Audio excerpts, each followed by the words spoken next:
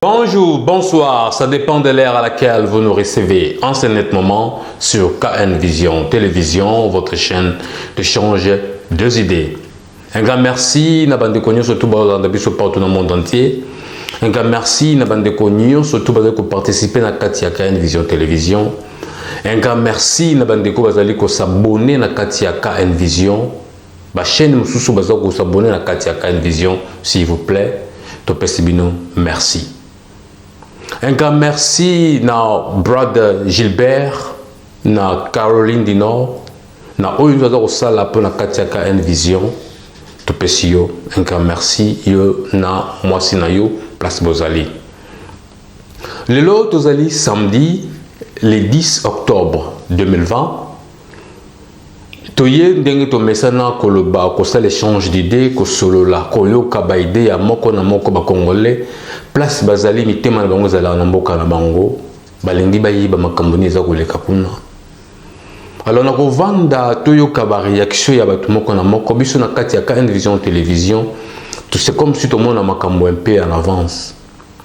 Tozo silisa ki dossier minembwe tout le monde qui même logo to tchaki zip tout kangue direct dossier classifié. Le même jour, tout ça la émission, le même jour, chef de l'État a la conférence de presse, a été annulé, ndenge bakendaki ko installé bourgmestre ya commune rurale ya Minembwe. Alors, biso na kati ya KN Vision Télévision, to lingara to yeba annulation et outil salema, c'est bien, bah applaudir, bah glorifier en gros. Mais qu'est-ce qui va arriver après annulation? So tongi escalier, so ko sali escalier, il faut qu'il y ait ba garde-fou pour que batu ba koyate, pour que batu ba zala la sécurité. Alors, tant que chef de l'État a eu décision, il y a annulé l'installation. Pour la première fois dans la République démocratique du Congo, comme on a installation, il y a un bourgmestre de la commune rurale, tout le monde est ministre, tout le monde est ambassadeur. Pour la première fois dans l'histoire de la République démocratique du Congo, et au Salema na Minembwe. Et puis, l'installation a été créée. Polémique, par discussion, par analyse, makambo belé à malamona mabe et au tiku les installation. Nyango chef de l'État décida qui a décidé qui ko annuler installation. Nga nazo komituna mboka na biso na lobaki dernièrement politique na tondenge za okende so to landi yango mingi. Tu peux stressé pour rien parce que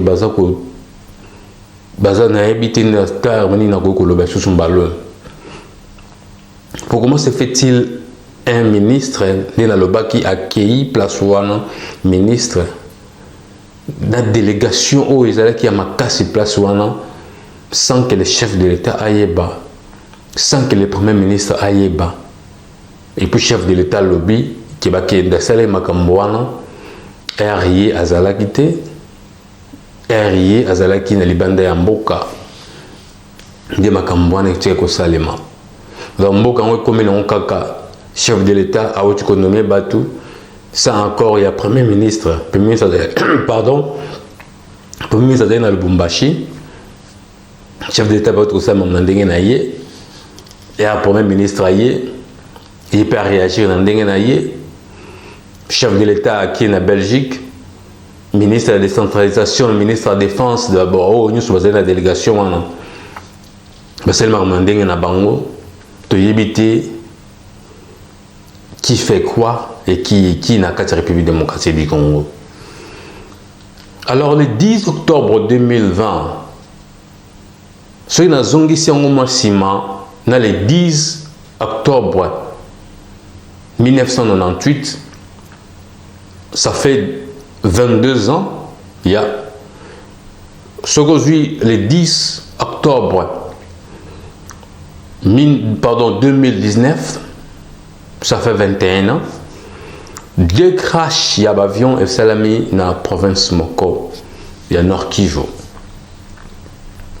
En 1998, le 10 octobre, ou les autres appellent le 10 octobre, ils allaient qui na crash, il y a avion Boeing 727 où il bomaki bateau, il y a 3 membres d'équipage, na 28 et 38 passagers, la plupart ils allaient qui bassina bana, la bombarda qui en gros, il a battu un missile, il y a RCD Goma et rebelle. Voilà les Alaki le 10 octobre 1998. Le 10 octobre 2019, Antonov Septandé, il y a chef de l'État Félix Antoine Tshisekedi Tshilombo, où il m'a la logistique présidentielle, et il m'a équipé Kozwa Likama, où il y a Bakufa Kiwan. Alors le 10 octobre 2020, to souhaité to éviter au Ninyoleka. Moi rappelle mon qui na linga ki to sala na biso na bino yangowa. Alors le 10 octobre 2020, le lotoye to lobela annulation oyo, le chef de l'État a décidé pendant Minembwe commune rurale réaction ya bato ekozala ndenge nini.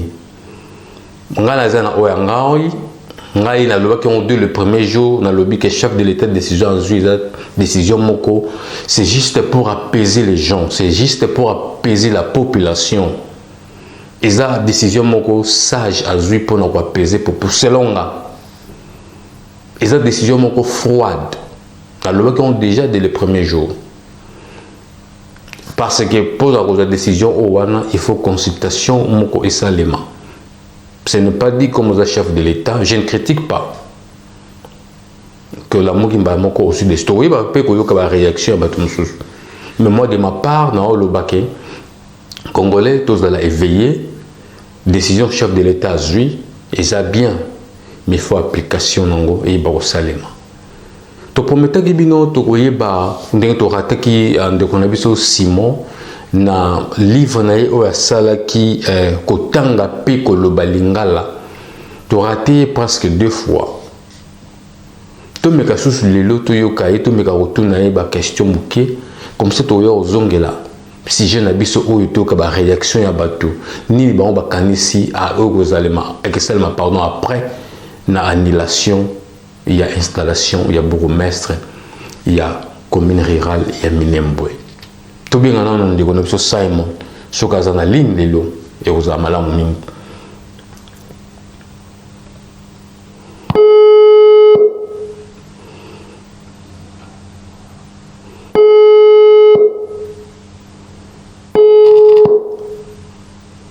Allô? Allô, bonjour, Ndeko Simon Simon Boni. Bien, bonjour. Pour la développer surtout à KN Vision. Ndeko Simon Ozali en direct il y a KN Vision télévision. To bengi yo pona totuna mo motuna mukie na ndenge ya projet ozala kinango ya kosala brochure na yo wana. Tunga totuna idée wana elaki yo ndenge nini ya kosala brochure wana. Ok, merci beaucoup pour la question. L'idée pour faire la brochure pour la quand nous avons aussi des Congolais, nous avons des étrangers. Ok. Et je veux aussi des Congolais, mais en fait, nous avons des Kanambo. Nous avons des étrangers pour ne pas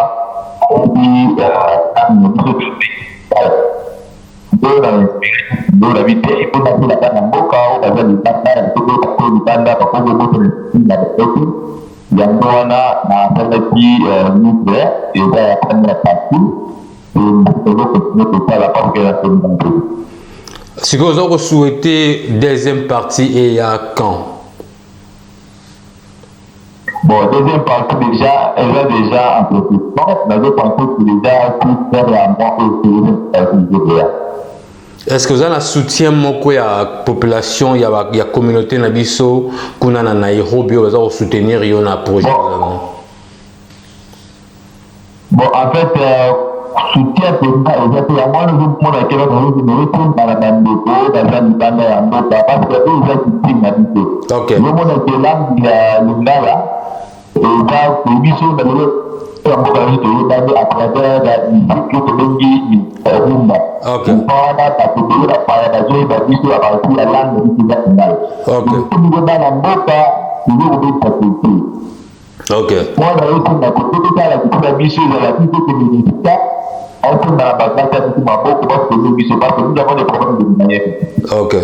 Moi, je veux que ça soit moi parti, l'autre en va d'abord faire d'ailleurs, il y a un monde qui est mort, il y a un monde qui est parti, nous pas aller parler à d'autres pour vraiment à œuvre à travers la scène de société. Bah, je m'en vais se tenir le biche, à lui déjà pour la unité du peuple pour la négociation. En tout cas, ndeko na biso Simon ba contact na yo oyo pesa ki biso na kati ya Vision Télévision to tiela ngo bandeko ba mona yango au cas où mutalingi ko contacter yo pour asomba prix nango eza combien? Prix nango eza normalement $400. Combien? Oui. Eza combien? $5. OK.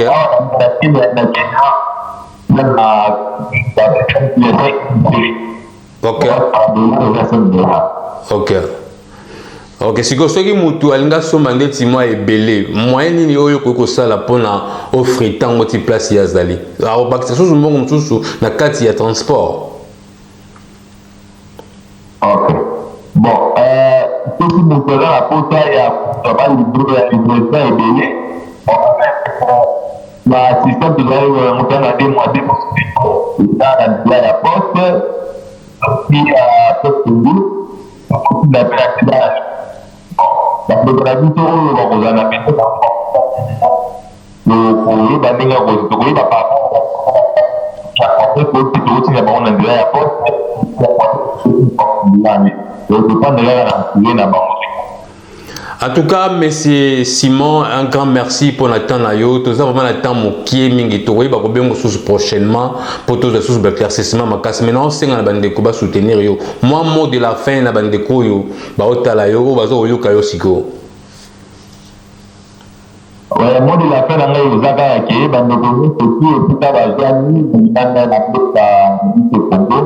Vraiment s'il vous plaît pour aider de qu'on a dit tomba na mise au total ça va être déjà vraiment na tama disposition que bandeko nyonso tout dans la difficulté ya koloba lingala et aider bango en plus bandeko na yo eza na anglais donc bandeko baza peut-être ya prendre anglais en comparaison à lingala oyeba kozwa problème vraiment eza malamba déjà que biso na nzela ya kala TV bakozala je pense bakozwa surtout bacontact surtout à partir ya kala TV mpona kosenga kaka ke bamikoka biso esika nyonso ti ozali na pota hiver contacte biso eposte. En tout cas, M. Simon, vraiment un grand merci Nathan Ayo, Tokokutana un jour, mais tu as toujours, tu garder toujours contact. Un grand merci pour Nathan. Merci beaucoup, grand journaliste. C'est moi qui vous remercie vraiment dans ça. Voilà. C'est que vous avez pas de ce que vous avez tout à fait la navigation. Vraiment, comme la tenir. Merci vraiment pour notre travail. Merci. Voilà bandeko ya KN Vision Télévision wana ezalaki ndeko na biso Simon à partir ya Kenya Nairobi na projet oyo awuti kosala.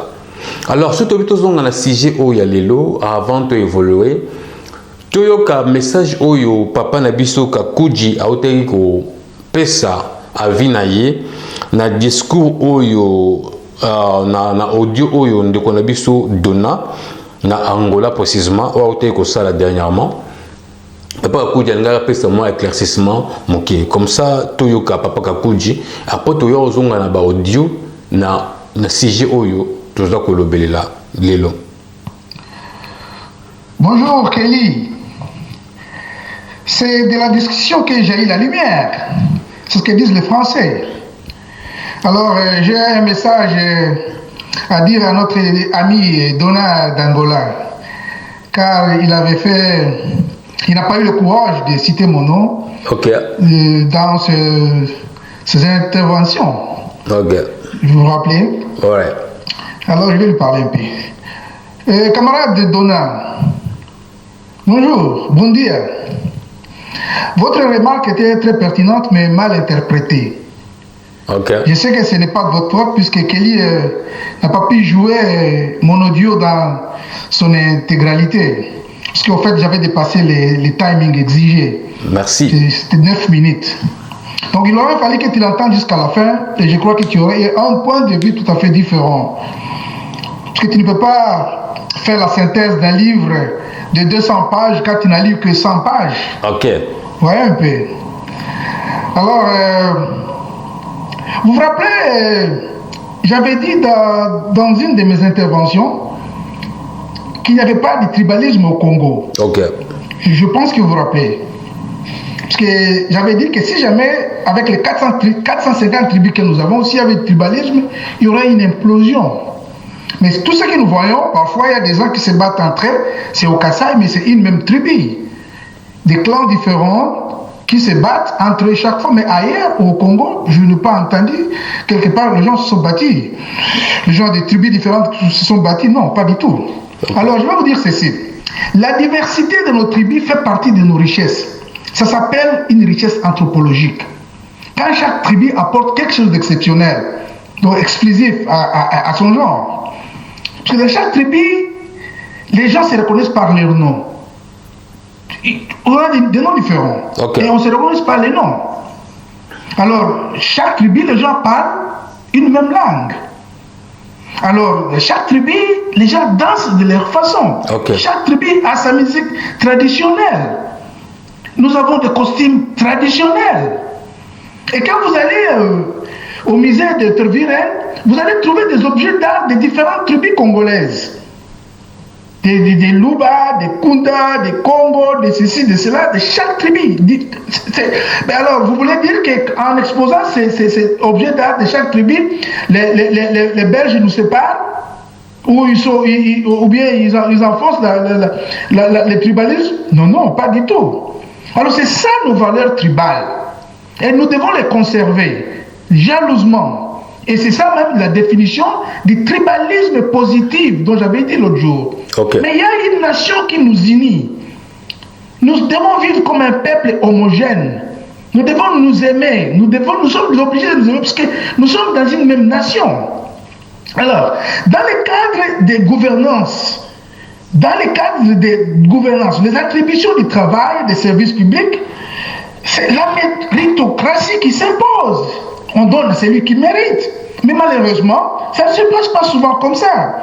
Avec ce que nous voyons à Kinshasa actuellement. Bon, moi, que vous condamnez, j'ai une femme Bemba. Ma femme est Bemba Tabwa, elle est zambienne. Et j'ai toute une multitude de tribus dans ma famille, mes frères, mes soeurs. Ok, camarades? Ok. Bonne nuit, amigo. Ciao.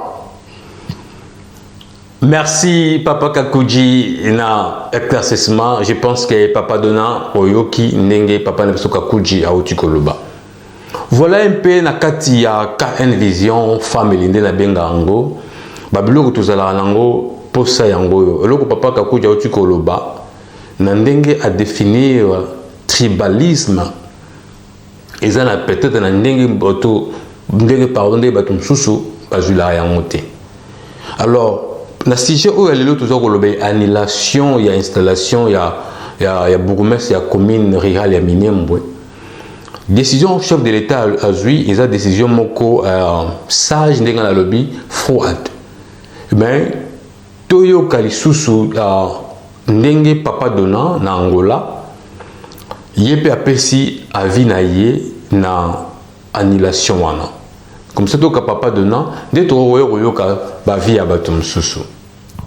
Bonjour de Kokélipon, bonjour Balandinho, surtout il y a KN Vision Télévision. Bonjour papa. De Kokélipon, au sujet, il y a annulation, il y a le président Sali pour l'installation, il y a ou bien confirmation à Minem comme commune Moko rurale. En tout cas, c'est une bonne chose. Okay. C'est une bonne chose parce que on ne peut pas quand même, disons, badiner avec tout un peuple. Et ce qu'il faut attendre maintenant, il faut d'abord que Robert soit puni. Hein? Et puis, il faut que le président soit mesure moins sévère vis-à-vis de Batouana. Donc, ces gens-là, disons, ils ont sakanana, Congolais, ils ont simplement dit que non, ils ont imposé Babilo comme Mokoboy. Donc, Mine est fini. Il faut d'abord rester là. Donc, le cas de la PSL, c'est très bien. Maintenant, il faut que le président confirme, disons, annulation à Naboye, na ordonnance. L'ordonnance, donc il faut comment? Parce que le problème est là, l'annulation, ils ont un verbal, ils ont la conférence de presse. Maintenant, il faut procéder, disons, par le comme ils ont écrit. Il faut payer valeur. Donc c'est ce que nous on attend. Et mine mwana bwefiti kalakaka nani moko ya na kati ya Fizi, na territoire à Fizi. Donc c'est-à-dire il faut pas vraiment dire badiner. Tolingi Batouana Bazakona Boy, s'il faut bazwa nationalité congolaise, il y a disons voie légale où il s'est démarqué. Donc, Namboka Dieu Sotozana ba étranger où vraiment disons bazwa ba nationalité na ba bisikla wana ba balanda légalité. C'est ça le grand problème. Donc, pour n'avoir comme disons il y a ici il ne faut pas être que papa Sabino de ma belle, ça ne se fait jamais. D'accord. Bon, merci. Un gars, merci papa Donna na Angola na participation à yo. Na zoé ça bande ko chaque fois tant de tinda bastige si y a moyen boy ba ko kabola pe bande ko mususu po batunyo surtout ba pesa parce que ba congolais ba dina lo ba chaque fois tous en mambe belé na oya ko loba mais on n'a pas le temps. Tous en la plateforme était autour ko lobela la yango. Et on a qu'à une vision de ça là qui répète que tout sur la bandeko pour que o yazana makambo koloba aye ba koloba olé ki na o bandela susu ba intellectuel nyonso congolais ba tikel kaka na ba WhatsApp groupe bazolo ba français mon go belé na yoka kawa le temps ba bino o exprimer awa silence radio place toujours comprendre était place nini congolais à téléméli ou place ni congolaise à koluka bandeko ka une vision télévision bandeko bazo landa biso. Vous croyez que le chef de l'État a annulé l'installation wana? Si que apesi makambo na ministre de l'Intérieur, croyez-vous que le ministre de l'Intérieur et le ministre de la décentralisation vous allez en attente? Et croyez-vous que bourgmestre wana place azali sikoyo azana esengo ou bien aza kozela lettre oyo dans la présidence? Moi, je pense que décision au chef de l'État, moi, dans le Binga, dans le que décision au chef de l'État a suivi, il a fallu Ati Kanano, il n'a pas fallu à le bango siko. Il n'a pas fallu à le bango siko. Il fallait avant de calme de tiki makamboana ndengezaleli et puis avant de à concertation il y a makambo ndenge ebandela qui pourrait comme à niveau et puis il y a une décision moko pas même verbale et la décision malamoko il y a ordonnance pe esili pe ba yebi lokoni bako sala na mili o wana place pour les arobim c'est que ce to lobi tout na bandeko idée ni to ko zo pour na commune ya Minembwe basala ni place wana pour les ordres wana ici là qu'est-ce qu'il nous faut? Ils ont aidé faut payer sa réponse. Toyoka papa Moïse Vango na Espagne ce qui y est à l'obénini idée naie na makambo de toujours l'obéli la lelo. Bonjour Bassalam Belé vraiment toujours Moïse en Espagne. Donc, si on est belé, n'a pas jamais vraiment bandé on aime soit avec la vision, on a pas ça intervention, là où Angola, Suède, États-Unis, Suisse, France, Hollande, Afrique du Sud. Vraiment, nous avons battu pour vos amis, tout le peuple va faire l'intervention. Nous avons appelé ça comme Mayele. Par 2 ans, tous ans, on a au moins on a tout compris tant on comprend peut-être tous un pays très puissant en Afrique noire. Mais Nzambe ça va. Na point minembo et donc de Tolobaki bien point minembo et bandi ko banda siko il a ouverte. Ko banda lango c'est-à-dire que dans n'importe quel moment tu go vous avez tout mana to benga ba tutuana to glomoli bandona Tolobaki et bandi de ko banda. Il y a un moment donné, Félix a jugé à bandi ko banda à suspendre plutôt bandi ko banda donc à suspendre donc Busso de tout ça la raison Félix par exemple qui a sagi bongote en 2023 à tout cas Bossana zamutu à part ça et le moi bien pemé na ye grâce à Dieu aza congolais a triché l'élection te aza congolais bon congolais ba bengi congolais neti ngaso na ka président Congo en tout cas na yebite ne wala ka nzamba yebe ndika nzamba yebe Félix aza bien Félix aza très bien grâce à Dieu na za très bien na kokanga bakabila tuwa na batutuwa na tsaka makiba rube wana na kotina beleta so mutu tala betira no kokanga na otina mutu te menga mona osala pelake bagarde na bakiba kangi batutuba o bayaka o naza congolais o naza boye anduka na okangisa bango na butu moy ou na moy babiso to ba vrai natif congolais un vrai natif congolais attrahira congolais Congo te yaka lokola Moussa Lobaka ne trahit pas le Congo vrai natif à sa bon o boyo kaka o kofinga ba congolais o Congo kazala modi bazaba bakila mo so la ndemo santa passé uta ba Cameroun vrai congolais modi ya Congo te kuta lokola solution bi mana bon na point minembu ndenge za na sili commission ekene kuna mais le président Félix Alobi commission ekende ba natif a kwa msusa Congo ba obo sama kambo be ba ota base militaire kuna ba otinda chaque province au même 10 000 jeunes ba gonofana minembu ba osala bandaka kitoko ba jeunes ba ofana kuna ba osala bilanga plein ba jeunes ba osala bilanga en même temps armée base ya armée kitona de zala kuna ba na protéger ba jeunes donc so dozala 100 000 jeunes ya bakwe mususu ba ofanda wana ba obota bana ba osala vile ba ngona alors makamabi ya balikanisation la ko ya balikanisation la ko na pe ba mo sani ni katena alors to za ozela Félix asala ndeka to libwe base militaire à Sekibi Manakitona. OK.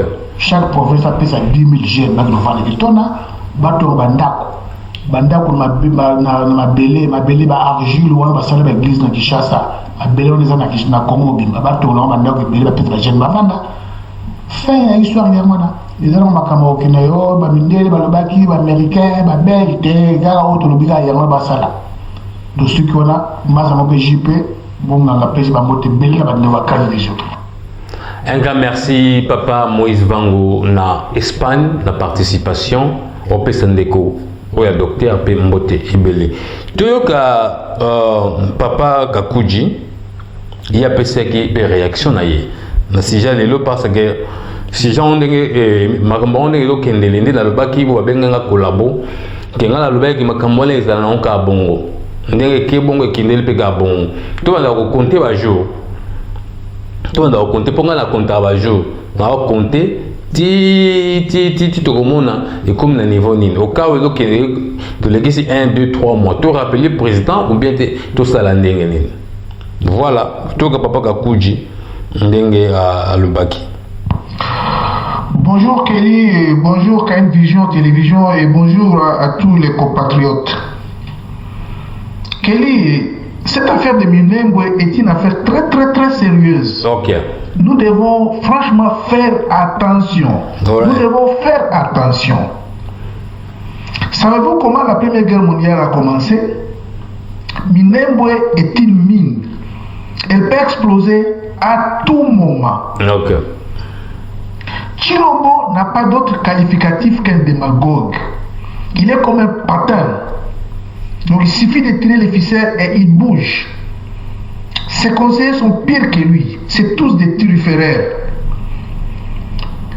C'est vous qu'il y a eu, il paraît qu'il y a eu 6 ans de diplomates européens là-bas. On parle seulement des choses diplomates américains, mais il paraît qu'il y en a eu 6. Ok. Alors il y a quelque chose qui se cache là-bas. Il y a quelque chose qui est préparé là-bas. Et qui peut tourner très très mal contre nous, contre notre pays. Ok. Un président ne peut pas revenir ses décisions comme ça, comme un commerçant. Il y va de la vie des hommes. Il y va de la souveraineté de notre pays. Ok. Le dossier de Minembwe était un dossier pendant. Il était dans les tiroirs depuis 2013. Ok. Kabila a eu peur de traiter ce dossier. Car il connaît très très bien les hommes de cette région-là. Il connaît très très bien les Babembe. Les Babembe sont des grands guerriers et ils ne se fatiguent pas. Ils étaient avec son papa là-bas à Ewabora, combattre Mobutu. Mobutu qui était très bien armé. Ils ont combattu contre lui pendant très très longtemps. Ok. Et il est parti quand il a voulu lui-même partir. Parce qu'il y a eu tellement des histoires. Alors nous avons un irresponsable, un président matamor, comme un tartarin de Tarascon. Il monte sur le créneau, sans réfléchir, il se décide, et il entérine les projets. Un projet aussi sensible comme celui-là. Et les Rwandais ont acclamé. Cependant, quand les Babembe ont crié fort, vite vite comme un caméléon, il change ses couleurs, il annule, et sans honte, il dit qu'il annule. Il ne dit pas pourquoi est-ce qu'il annule. Mais ses collaborateurs disent qu'il sursoit. Ça veut dire qu'il peut à tout moment nous surprendre par une décision contradictoire. Les gens de la région de l'Empa, les gens de Goma de l'Empa, tous ces gens que vous avez hissé les drapeaux là-bas, c'est des Rwandais qui sont venus de l'autre côté de Gisenyi, à qui on a donné des drapeaux de l'île de Perse. Vous avez combien de gens qui étaient là-bas? Parce qu'au Kivu, il y a tout un monde comme ça, et membre de l'île de Perse, c'est faux. Alors quand Kabila était au pouvoir, tout le monde l'appelait Rwandais. Quand il quitte le pouvoir, oh non, il n'est plus rwandais, il est devenu sénateur à vie, il est notre ami. Chilombo se comporte exactement comme son père. Aux côtés de Mobutu, pendant 15 ans, tout circulaire. Quand Mobutu l'a écarté, et il est devenu un opposant farouche. Bon, et quand nous est venu, oh voilà, nous a amené des Rwandais. Et pourtant, Mobutu était avec des Rwandais pendant très longtemps. Bifingimal était son chef de cabinet, et tout le monde le sait. Et quand Mouzé s'est décidé de chasser les Rwandais, son père s'en va vite à Kigali négocier avec Kagame et les Américains. Vous savez, c'est pitoyable et très dommage. Nous devons faire attention. Nous allons prendre tous ces Rwandais et les amener au Kasaï, les recenser et les flanquer là-bas. Parce que nous ne devons pas hypothéquer notre pays comme ça à cause des gens qui ne réfléchissent pas. Un grand merci, Papa Kakodji. Un grand merci, en tout cas, na bande konyo surtout yaka une vision télévision. Toyoka ndekonabiso Simon, auto solo la Guinée na début, mais à tindaki pe audio avis na ye. Toyoka ndeko Simon soki pe alobaki nini na selon oyo toujours kolobela sujet toujours kolobela blelo. Bonsoir Ndeko Kelly, le grand journaliste. Bonsoir Bandeko Nyo, surtout YAKN Vision TV. Oui, pour notre dossier, toute question autour de Yamakambo Minembwe. Vraiment d'abord, je salue volonté ferme et la présidence de la République par rapport à l'annulation Yamakambo et Salamakine Minembwe. L'installation il y a bourgmestre il y a Minembwe. Bon, autre là après annulation pour Nangai il faut que le président alors verbalement parce que c'est là qu'on est verbal. Or pour te dire que non dossier wana est annulé juridiquement, c'est-à-dire le président doit faire l'ordonnance où ils ont annulé Makambouya installation il y a bourgmestre il y a Minembwe. Et deuxièmement, le ministre, il y a décentralisation au gouvernement, il faut suspendre, c'est-à-dire quoi? Il faut démissionner. N'engi tout le monde qui est pas Célestin, il y a Kortunda ou à quoi démissionner qui est le ministre de la Justice, il faut démissionner. Parce qu'il a trahi le président de la République. Le président dit que non, n'a pas de poste sur la Goma. Alors il dit, il y a ayébaki teke il y a okende na ninamine mbokuna pona ko installer ni bourgmestre. Oh il y a le baki dans la zone na cadre bien pour maintenir paix. Président ayebi coup mission akende ko sala ngoko na mission qui na makamususu. Oh il a déjà bien préparé le terrain pour être installé nani bourgmestre. Et nous avons suivi même le président dit ça. Yeah. Même l'ambassadeur il y a États-Unis ayoba ina kutu makambo wana te kene na makamususu abaki melela buzoba wana. Yeah. Vraiment ils ont beaucoup de comprendre était ba tout ça le président de la République était. Wana là il a manqué l'autorité et l'autorité à président de la République. Yeah. Normalement il faut démissionner.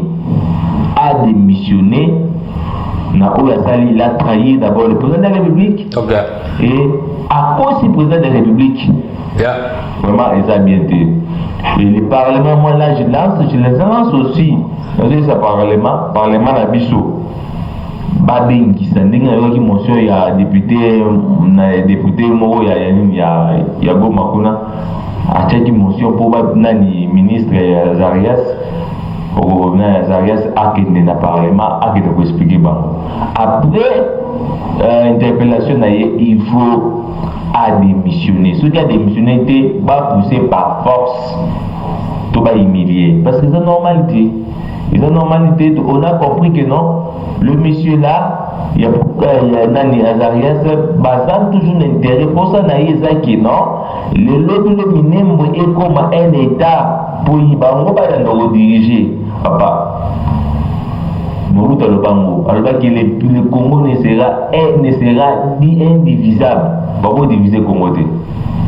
Plutôt diviser le Congo.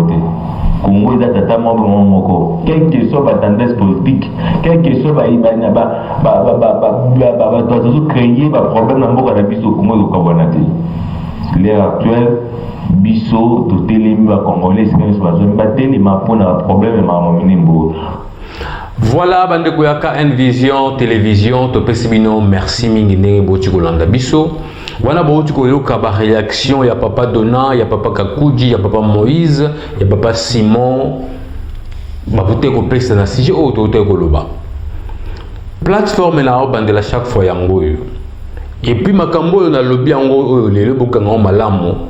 Na lobaki yango eko tikala kaka bongo se kita no mena to yeba kozali veiller au cas où to moni mikolo za opusana to lamuki lisusu to beti ba mbunda to beti ba lokole po message yo da suko koma pona to lali mingi bolamuka pona dossier Minembwe. Voilà bande ko ka N-Vision télévision to suki hawa pona lelo. Un grand merci pour na bino banso pour te participer to kutana prochainement dans le numéro Moussou. Bye bye.